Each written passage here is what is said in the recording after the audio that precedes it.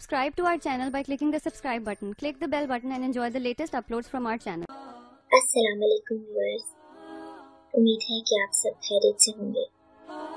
आपको ये वीडियो पसंद आए तो लाइक और शेयर करना ना भूलें। जिंदगी में कभी खुद को कभी किसी का आदी मत बनाना, क्योंकि इंसान बहुत खुदगर्ज है। जब आपको पसंद करता है तो आपकी बुराई भूल जाता है, और जब आपसे नफरत करता है तो आपकी अच्छाई भूल जाता है। लिखने वाले ने क्या खूब लिखा है, लिखने वाले ने क्या खूब लिखा है।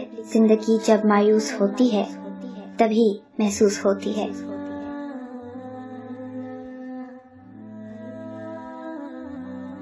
जिंदगी में अगर बुरा वक्त ना आता, आपके अपनों में छुपे गैर और गैरों में छुपे अपने कभी जाहिर ना होते।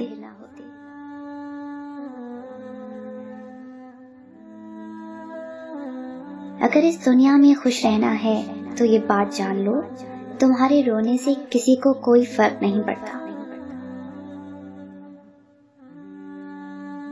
अच्छे लोगों का आपकी जिंदगी में आना आपकी किस्मत है, और उन्हें अपनी जिंदगी में संभाल कर रखना आपका हुनर। जिंदगी हमेशा एक नया मौका देती है, जिंदगी हमेशा एक नया मौका देती है। आसान अल्फाज में उसे आज कहते हैं।